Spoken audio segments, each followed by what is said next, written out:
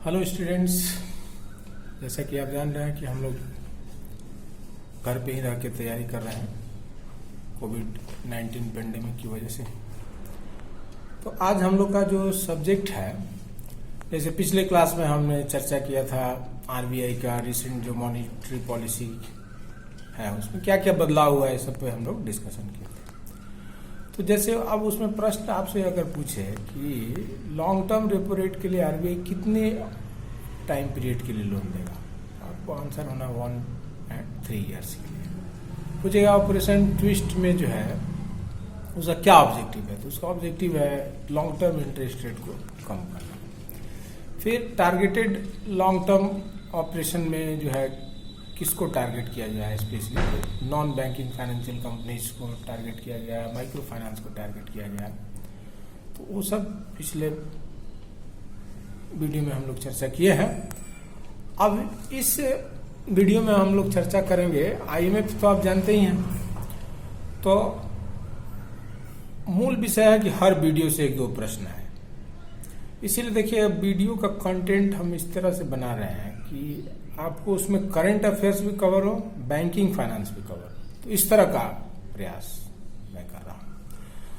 तो अब आईएमएफ जो है, अब आईएमएफ के बारे में अगर डिटेल में जानते हैं कि इसका एस्टेब्लिशमेंट कब हुआ था, किस तरह का ऑर्गेनाइजेशन है, कहाँ हेडक्वार्टर है, कौन इसका चीफ है ना, क्या इसका फंक्शन है, तो ये सब अगर आप जान रहे हैं तो स्टैटिक जी के सब बदलने वाला नहीं है, तो स्टैटिक भी हो गया है। फिर अगर मान लीजिए कि क्रिस्टलिना जॉर्जिएवा उसकी जो है मैनेजिंग डायरेक्टर अपॉइंट होती है, तो वो प्रश्न जो है आपका करंट अफेयर्स का हो गया। अब करंट अफेयर्स का ही एक और टॉपिक है जिसमें मॉनेटरी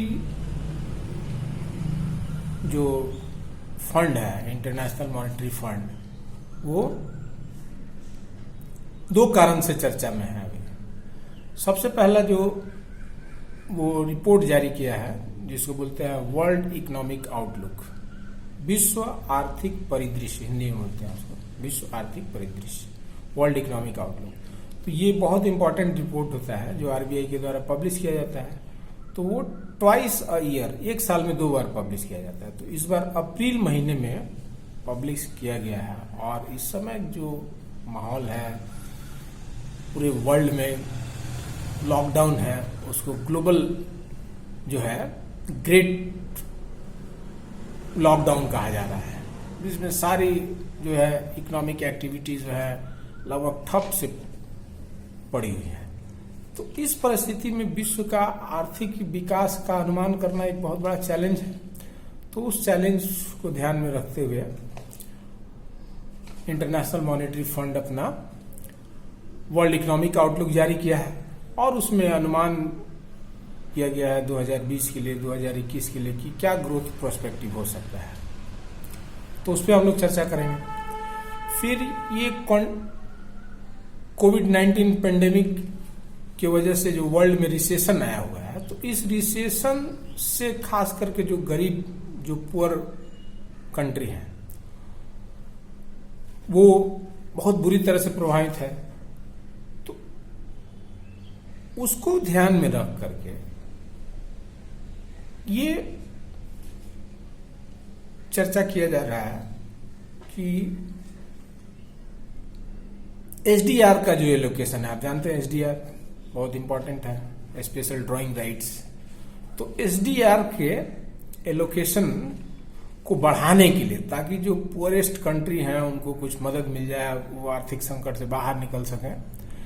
तो इन चीजों को ध्यान में रख के एसडीआर एलोकेशन बढ़ाने पे भी चर्चा हुआ है, लेकिन उसको अमेरिका के द्वारा, इंडिया के द्वारा उसका विरोध किया गया है कि इससे कुछ खास फायदा नहीं होने वाला। तो ये 2 बहुत महत्वपूर्ण विषय है जिस पे हम लोग इस वीडियो में चर्चा करेंगे। तो ये बहुत इंपॉर्टेंट है आगामी कोई भी एग्जाम के लिए। तो स्टैटिक के भी दृष्टि से, करंट अफेयर्स के भी दृष्टि से, बैंकिंग फाइनेंस की भी दृष्टि से, सब दृष्टि से बहुत इंपॉर्टेंट टॉपिक है। तो चलिए हम इस पे शुरू करते हैं। तो सबसे पहले जैसे इसका जो स्टैटिक प्रोस्पेक्ट है उससे प्रश्न पूछता है, स्टैटिक जीके में। तो आईएमएफ, आप जानते हैं कि आईएमएफ जो है एक इंटर गवर्नमेंटल फाइनेंशियल ऑर्गेनाइजेशन है जो एक तरह का स्पेशलाइज एजेंसी है यूएनओ का, और इसको वर्ल्ड बैंक का ट्विन ऑर्गेनाइजेशन कहा जाता है, जुड़वा संगठन कहा जाता है, क्योंकि वर्ल्ड बैंक के ही साथ इसको एस्टेब्लिश किया गया था 1945 में। और इसका भी हेडक्वार्टर जो है वाशिंगटन डीसी में है। इसका भी मेंबर कंट्री 189 है। और हाल में इस रिसेंटली जो मैनेजिंग डायरेक्टर है आईएमएफ के, उनको अपॉइंट किया गया है, तो वो है क्रिस्टलिना जॉर्जिएवा, जो बुल्गारिया के हैं। तो करंट अफेयर्स हो गया। फिर अब ये भी आपको जानना चाहिए कि वर्ल्ड बैंक का जो हेड होता है प्रेसिडेंट, वो अपॉइंटेड होता है, नॉमिनेटेड होता है यूएसए के द्वारा, यूनाइटेड स्टेट्स के द्वारा, और जो इंटरनेशनल मॉनेटरी फंड है उसका हेड जो है वो नॉमिनेटेड होता है यूरोपियन यूनियन के द्वारा। तो इस तरह से यूरोपियन यूनियन के द्वारा उसका नॉमिनेशन होता है। तो क्रिस्टलिना जॉर्जिएवा को नॉमिनेट किया गया है। फिर उसके बाद आईएमएफ जो है एक रिपोर्ट जारी करता है, उस रिपोर्ट को बोलते हैं वर्ल्ड इकोनॉमिक आउटलुक, विश्व आर्थिक परिदृश्य।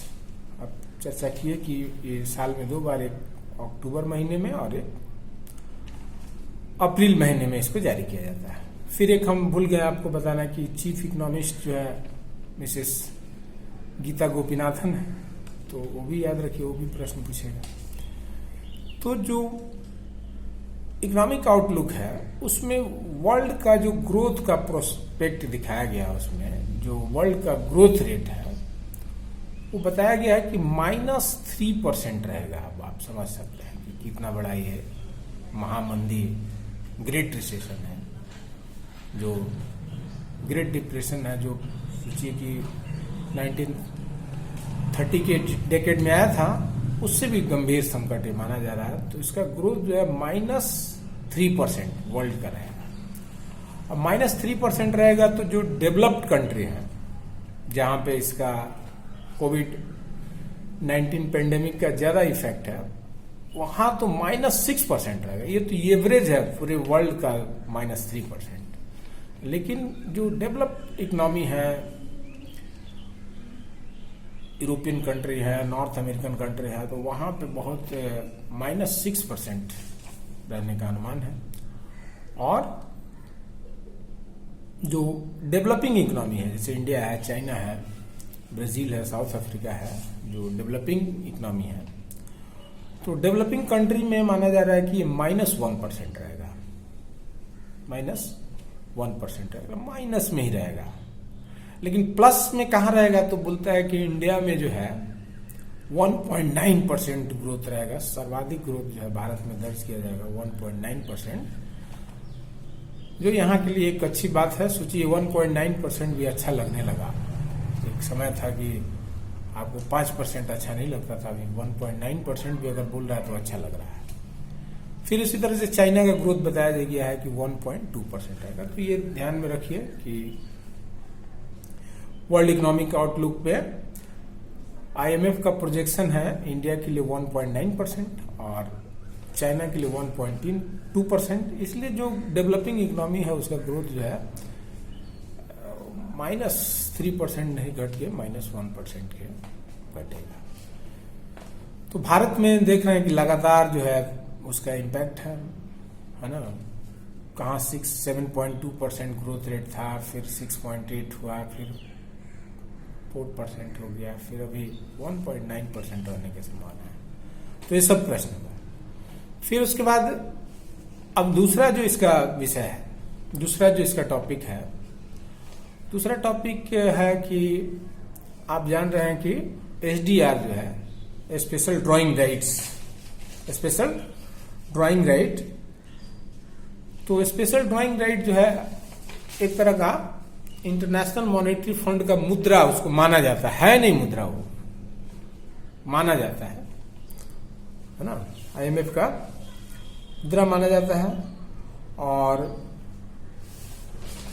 तो उसके एलोकेशन को बढ़ाने के लिए आईएमएफ के कमेटी के द्वारा G20 मेंबर के द्वारा जो है बैठक किया गया था, जिसमें अमेरिका और भारत के विरोध के बाद यह भी टाल दिया गया।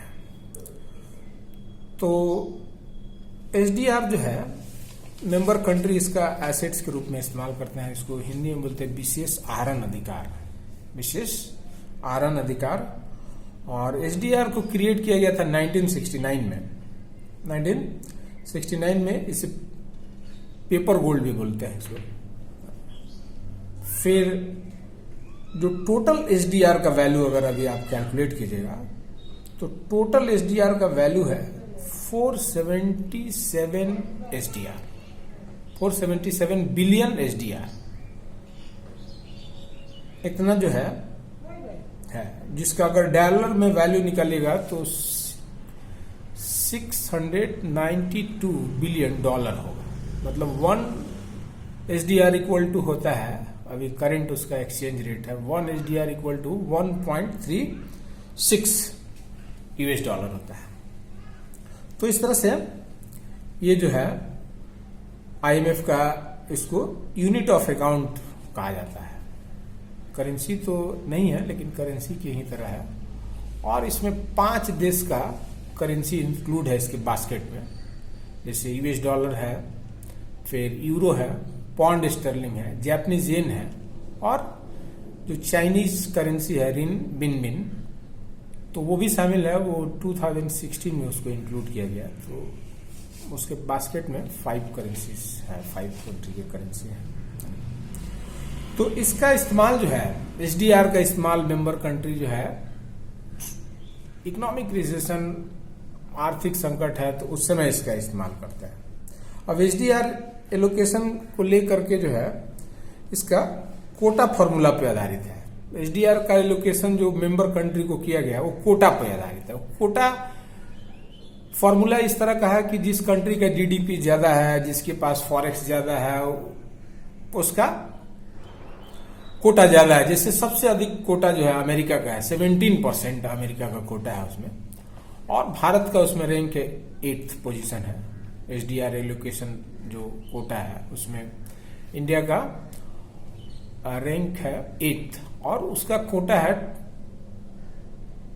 2.67% है, सॉरी 76% है, 2.76%। तो इस तरह से सोचिए कि जो 477 बिलियन एसडीआर है उसमें से 17% जो है अगर अमेरिका का है तो 82 बिलियन एसडीआर है, अमेरिका को एलोकेट किया गया है। फिर इंडिया को जो है 13 बिलियन एसडीआर एलोकेट किया गया है।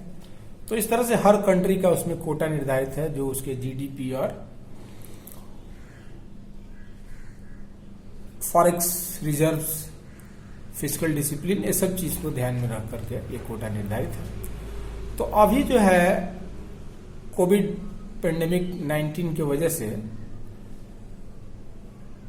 इसमें गरीब देश को ध्यान में रख के इसके एलोकेशन को बढ़ाने का बात हो रहा है और उसमें 500 बिलियन एसडीआर बढ़ाने की बात है। तो 500 बहुत बड़ा हुआ। 1969 में ये क्रिएट हुआ था जब सबसे बड़ा रिसेशन आया था रिसेंटली 2008-9 में अमेरिका में, और उससे पूरा दुनिया प्रभावित हुआ था। तो उस समय जो है एलोकेशन को जो है 204 बिलियन एसडीआर बढ़ाया गया था। अभी 500 बिलियन एसडीआर बढ़ाने की बात हो रही है। तो इसका अमेरिका भी विरोध किया है, भारत भी विरोध किया है। तो अमेरिका का विरोध करने का कारण यह है कि जब एलोकेशन बढ़ेगा 500 बिलियन एसडीआर अगर इसका कर दिया जाएगा तो इसका 80% एलोकेशन चला जाएगा डेवलप कंट्री को, और केवल जो पुअरेस्ट ऑफ द पुअर जो कंट्री है उनको केवल 3% एलोकेशन मिलेगा। तो इस 3% से उनका कोई समस्या का समाधान नहीं होगा। इसलिए अमेरिका जो है इसका विरोध किया है, और भारत इसलिए इसका विरोध कर रहा है क्योंकि इसका दूसरे कार्यों में प्रयोग हो सकता है। जो देश संकट में है उसके संकट को ध्यान में रख करके ये एलोकेशन बढ़ाया गया, उसको ये दिया गया। लेकिन वो कंट्री जो है वो संकट से निपटने के बदले जो है टेररिज्म में उसका अगर इस्तेमाल कर दिया तो एक तरह का मिसयूज हो जाएगा। तो भारत भी इसको ध्यान में रखते हुए इसका विरोध किया है। और अब ये सब जो भी बदलाव होता है वो वोटिंग सिस्टम पे होता है। तो वोटिंग सिस्टम में आप सोचिए कि 16.5% वोटिंग राइट जो है अमेरिका के पास है, लगभग इंडिया के पास 2.6% वोटिंग राइट है, और 80% जो है कोई भी अगर एलोकेशन बढ़ाना है तो उसमें 80% वोट उसके पक्ष में चाहिए, तब जाके उसको बदला जा सकता है। तो 80% वोट कहां से आएगा जब जैसे अमेरिका जैसा कंट्री, भारत जैसा कंट्री अगर विरोध कर रहा है, तो मुश्किल है इसको। तो ये लोकेशन जो है एक तरह से लगभग टाल दिया गया है कि जो 500 बिलियन एसडीआर एलोकेशन बढ़ाने की बात है आईएमएफ में, उसको जो है एक तरह से टाल दिया गया है भारत और अमेरिका के विरोध के चलते। तो असल में ये सब एसडीआर जो है वो मेंबर कंट्री के लिए एक तरह का एसेट है। जब मेंबर कंट्री संकट में है, आर्थिक मंदी है, उसके पास इंटरनेशनल लायबिलिटी पे करने के लिए मनी नहीं है, तो उस स्थिति में वो आईएमएफ से इसको ड्रॉ करता है। इसीलिए इसको बोलते हैं स्पेशल ड्रॉइंग राइट्स, और ड्रॉ करके अपने लायबिलिटी को पूरा कर लेता है। एक तरह से मेंबर कंट्री के लिए एसेट के रूप में है, उसका इस्तेमाल करता है। जैसे अब इंडिया का फॉरेक्स है, तो इंडिया का फॉरेक्स जब आप देखते हैं तो फॉरेक्स कैलकुलेशन में आप देखिएगा आता है फॉरेन करेंसी। तो जितना मेंबर है, जितना भी कंट्री का फॉरेन करेंसी है वो भी शामिल है, फिर एसडीआर भी शामिल रहता है उसमें, और फिर एसडीआर के साथ साथ गोल्ड भी शामिल रहता है। तो ये मेंबर कंट्री के लिए एक तरह का एसेट्स है, और किसी भी मेंबर कंट्री को जितना एलोकेट है वो इसका इस्तेमाल कर सकता है। लेकिन वो जब इस्तेमाल करेगा उसका, मतलब एक तरह से बोरो करेगा आईएमएफ से, तो उस पर उसको ब्याज देना पड़ता है, जो बहुत नॉमिनल 1 से 2% होता है। जितना एसडीआर एलोकेट है उसका 200%, जैसे इंडिया का एलोकेशन है 13 बिलियन एसडीआर, तो 13 बिलियन एसडीआर के बदले वो जो है आईएमएफ से बोरो कर सकता है 26 बिलियन एसडीआर। 26 बिलियन मतलब 200%, जितना उसको कोटा एलोकेट है उसका 200% तक वो विड्रॉ कर सकता है। तो इस तरह से अब समस्या तो जस का तस रह गया कि जो पुअरेस्ट कंट्री है उनको कुछ सहायता मिल नहीं पाया क्योंकि एलोकेशन बढ़ा नहीं। तो फिर क्या निदान हो सकता है, इसका क्या सॉल्यूशन हो सकता है? तो इसका सॉल्यूशन बताया गया है कि जो डेवलप कंट्री हैं, जो रिच कंट्री हैं, जिनका एलोकेशन ज्यादा है और वो प्रयोग इसका कम करते हैं, तो वो जो पुअरेस्ट कंट्री हैं उनको अपना एलोकेशन ट्रांसफर कर दें, तो उनका समस्या जो है रिजॉल्व हो सकता है, उनका प्रॉब्लम रिजॉल्व हो सकता है। तो इस चीज को ध्यान में रख करके एलोकेशन को तो टाल दिया गया है, लेकिन इसका सॉल्यूशन के रूप में ये सजेस्ट किया गया है कि जो मेंबर कंट्री हैं, जो रिच कंट्री हैं, वो अपना जो शेयर है, एलोकेशन है, उसमें से ट्रांसफर कर दें गरीब देश को, तो उनको मदद मिल जाएगी इस कोविड-19 पेंडेमिक की स्थिति में। तो इस तरह से आईएमएफ से रिलेटेड ये बहुत इंपॉर्टेंट सेक्शन है, इससे प्रश्न पूछेगा। एसडीआर अक्सर पूछता है कि एसडीआर क्या होता है या स्पेशल ड्रॉइंग राइट्स क्या होता है। तो एक तरह का ये करेंसी तो नहीं है आईएमएफ का, लेकिन करेंसी की ही तरह है, इसका इस्तेमाल किया जाता है। इसको आईएमएफ का यूनिट ऑफ अकाउंट कहते हैं, यूनिट ऑफ अकाउंट कहते हैं या पेपर गोल्ड कहते हैं। कभी पूछ देता है कि 1 एसडीआर इक्वल टू कितना डॉलर होता है इसका, तो डॉलर में इसका एक्सचेंज रेट है 1.36 यूएस डॉलर। और अभी प्रेजेंट इसका कितना एलोकेशन है, तो प्रेजेंट जो है एसडीआर एलोकेशन है 477 बिलियन एसडीआर, जिसको अगर डॉलर में कन्वर्ट करेंगे तो 692 बिलियन यूएस डॉलर होगा। तो एसडीआर बहुत इंपॉर्टेंट है। फिर वर्ल्ड इकोनॉमिक आउटलुक का जो रिपोर्ट है वो भी बहुत इंपॉर्टेंट है।